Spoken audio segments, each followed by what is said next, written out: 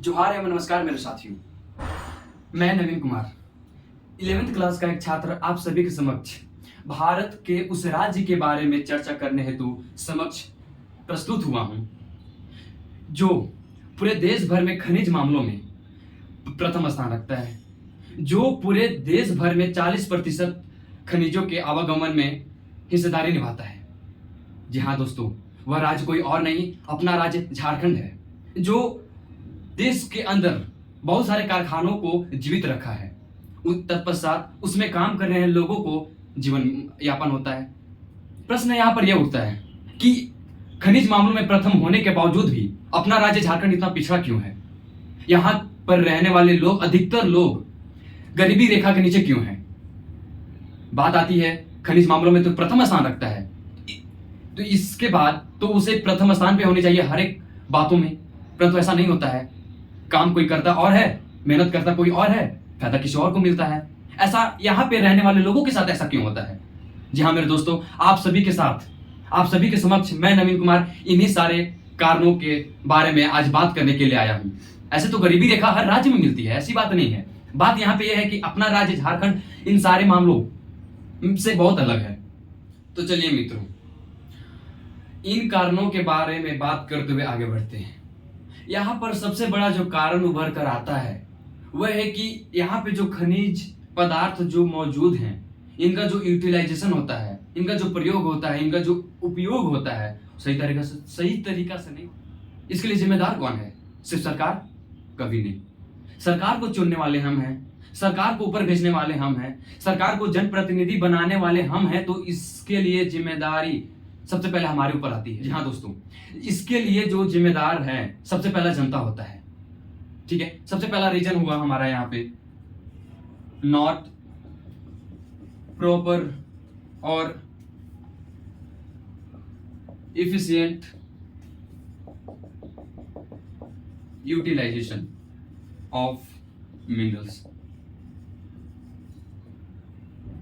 यहाँ पे जो मौजूद खनिज पदार्थ है, इनका उपयोग सही तरीके से नहीं हो रहा है। इसके लिए जिम्मेदार हमारे साथ साथ सरकार के साथ साथ पूरी जनता है। इनका चयन करना हमारी जिम्मेदारी होती है।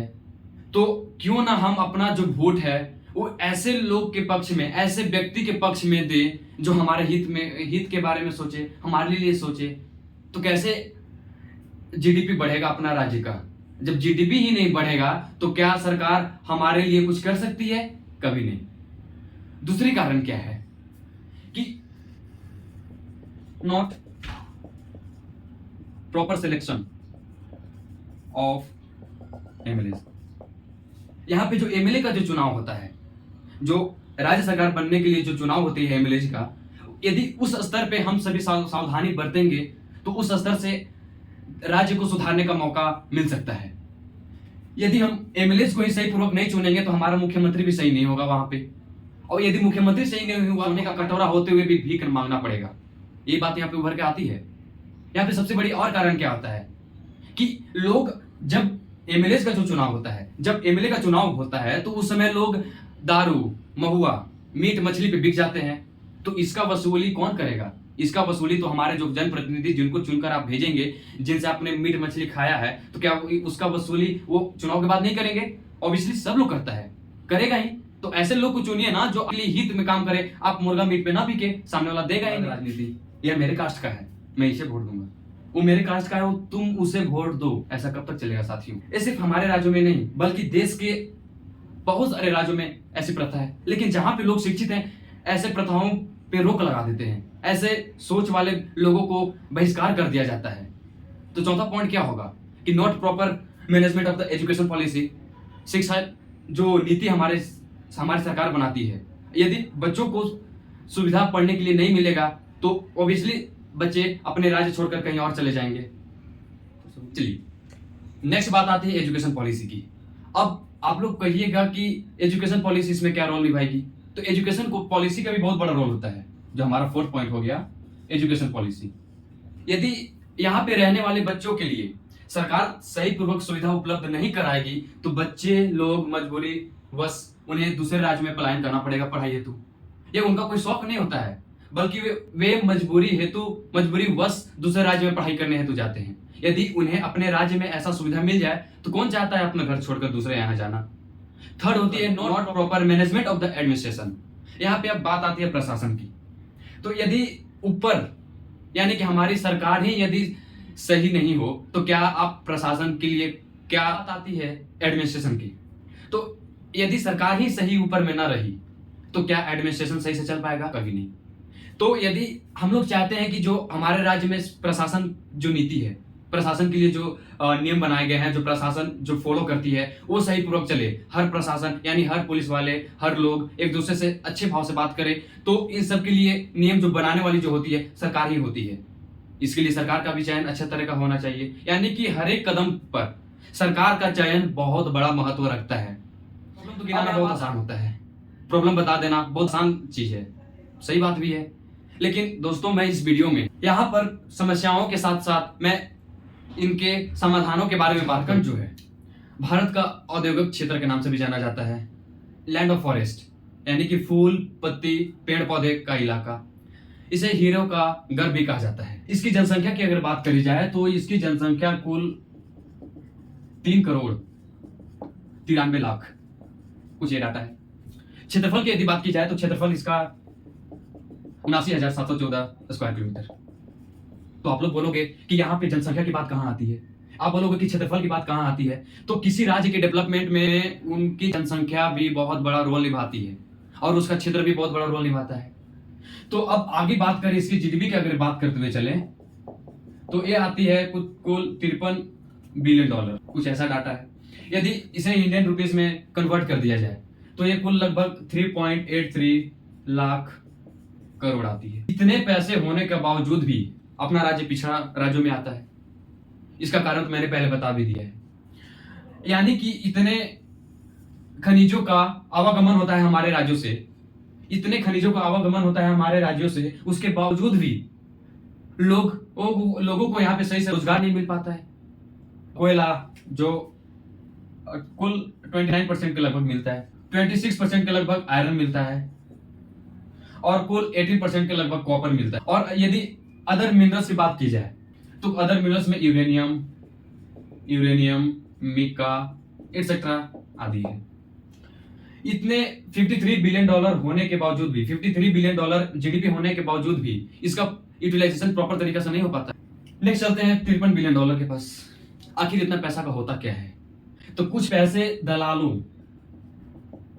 अपने पास रख लेते हैं। ऐसे जो कुछ पैसे हुए वो यहां पे मौजूद भ्रष्टाचार नेता, यानी कि यहां पे भी पॉलिटिक्स खेल खेलता है अपना। देख सकते हैं इसमें से कुछ दलालों के पास और कुछ भ्रष्टाचार नेताओं के पास चली जाती है पैसा। यदि आप रांची जाकर विधानसभा मंडल में देखिएगा तो आधा से ज्यादा जो विधायक होते हैं वो विदेश टूर पे ही रहते हैं। इस प्रकार विकास कर पाएंगे? विकास तो उस व्यक्ति से होती है जो लोगों के पास जाकर मिले, लोगों की प्रॉब्लम सुने, लोगों के साथ रहे, ये नहीं कि लोगों को छोड़कर विदेश चले जाए। पंडित जवाहरलाल नेहरू 1952 में एक रूल लेकर आए थे झारखंड के लिए, वो था फ्रेट रूल। इसके तहत क्या थी फ्रेट रूल? सबसे पहले आप समझिएगा। फ्रेट रूल के तहत केंद्र सरकार अपने राज्य झारखंड को यह ऑफर दिया कि आप जो कोयला, आपके यहाँ जो कोयला, जो उस समय तो झारखंड नहीं था बिहार था, लेकिन यानी कि यहाँ की सरकार से रिक्वेस्ट करता है कि जो कहते हैं कि आप के पास जो कोयला है वो केंद्र सरकार को बेचें। समझिए दोस्तों, उस समय कोयला का रेट 1 रुपीज था, 1 रुपीज पर किलो थी। अब सिंपल भाषा में समझिए, यदि जम्मू कश्मीर में कोई सेब, एक सेब 10 रुपए का होता है, 1 किलो 10 रुपए में यदि मिले, 1 केजी 10 रुपए में मिले, तो हमारे राज्य आते आते तक क्या हो जाता है 150 रुपीज किलो, यानी कि डायरेक्टली 15 गुना। तो यदि हमारे यहां से जो कोयला यदि दूसरे राज्य में जाती है तो केंद्र सरकार को यह जिम्मेवारी बनती है कि उस यहाँ पे जो फायदा हो कम से कम राज्य सरकार को 12 से 13 गुना फायदा हो, 12 से 13 यदि नहीं तो कम से कम तो 10 गुना फायदा हो, जिससे यहाँ पे जीडीपी बढ़े और लोगों को सुविधा मिले, लोगों के लिए, लोगों के हित में हो। लेकिन पंडित जवाहरलाल नेहरू ने क्या किया? हमारे द्वारा कोयला को मात्र 1 रुपए में दूसरे जगह पे सप्लाई करवाया। हर एक कंपनियों को अनुमति दे दी गई कि आप कहीं पे भी इंडस्ट्री सेटअप कीजिए, आप कहीं भी इंडस्ट्री सेटअप कीजिए, आपको जो कोयला मिलेगा मात्र 1 रुपए में ही मिलेगा, मात्र 1 रुपए किलो ही मिलेगा। ये कैसा बात है? हमारे यहाँ का कोयला 1 रुपया कहीं और जाए। यहाँ पे भी झारखंड को बहुत बड़ा नुकसान झेलना पड़ा था दोस्तों। ये रूल सिर्फ मात्र 1-2 साल के लिए नहीं थी। ये रूल 1952 से 1993 तक 41 सालों में अपना जो क्षेत्र है झारखंड, उसको कितना नुकसान उठाना पड़ा होगा आप समझ सकते हैं। उनको 24 साल हो चुके हैं बिहार से अलग हो गए। यहाँ पे 11 बार सरकारें बदल चुकी है, 3 बार राष्ट्रपति शासन लग चुके हैं, यानी कि 6 मुख्यमंत्री अलग अलग यहाँ पे हो चुके हैं। आप समझ सकते हैं यहाँ की पॉलिटिकल अनस्टेबिलिटी। यहाँ की एक नेता मधु गौड़ा जी थे, इन्होंने लगभग 34,000 करोड़ का घोटाला किया, 34,000 करोड़ का घोटाला। और जब इस पे छापी होती है तो कुल 6,000 करोड़ रुपए निकल कर आते हैं। उसमें से मात्र 144 करोड़ रुपीस जो है सरकार के खजाने में आ पाती है। इसके बाद आप न्यायालय को देखिए, हमारा जो हाई कोर्ट है, इसमें न्यायालय की कोई बुराई नहीं हो रही है, परंतु जो न्यायालय के द्वारा जो फैसला सुनाया गया था इस मामले में, यहाँ पे आप समझ सकते हैं न्यायालय के द्वारा क्या क्या आ गया। इनको सिर्फ 3 साल की सजा दी जाए, 3 साल की सजा दी जाए, और जो जुर्माना के रूप में जो पैसा इनको कंपनसेशन के रूप में जो देना था, भुगतान करना पड़ा था, वो मात्र 25 लाख रुपया। जो व्यक्ति 6,000 करोड़ का घोटाला करे उसको सिर्फ सरकार को 25 लाख रुपया के रूप में जुर्माना देना पड़े, ये कौन सी न्यायालय है? ये कौन सा न्याय?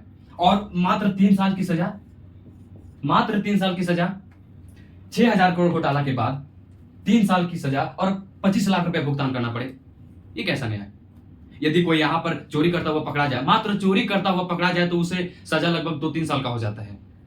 तो यहाँ पे इतना रुपए करोड़ घोटाला करने वालों को मात्र 3 साल की सजा और 25 लाख रुपए भुगतान, ये कैसा है?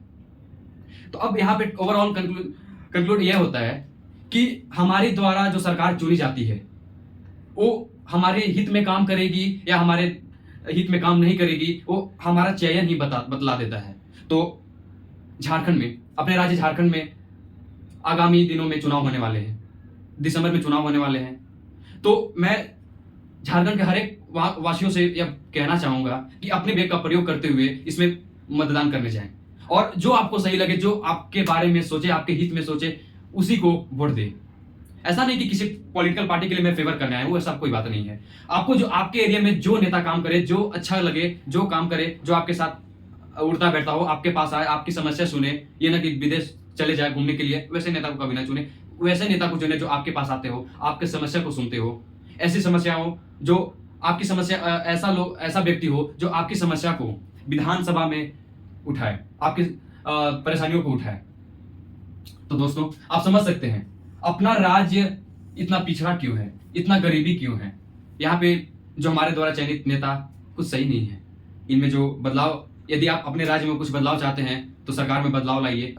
तो दोस्तों आपके एरिया में जो विधायक खड़ा होता है उससे आप मिलिए, आप उसके बारे में जाने, क्या वो आपके हित में काम करेगा, तभी जाकर तभी उसी को वोट दे। तो दोस्तों यदि इस वीडियो में मेरे द्वारा फैक्ट आपको जो प्रस्तुत किया गया है, यदि वो फैक्ट आपको सही लगता हो, यदि आपको वो अच्छा लगता हो, तो कृपया मेरे इस फैक्ट को आगे बढ़ाएं। मेरे जो इस वीडियो को लाइक, शेयर एंड सब्सक्राइब करें।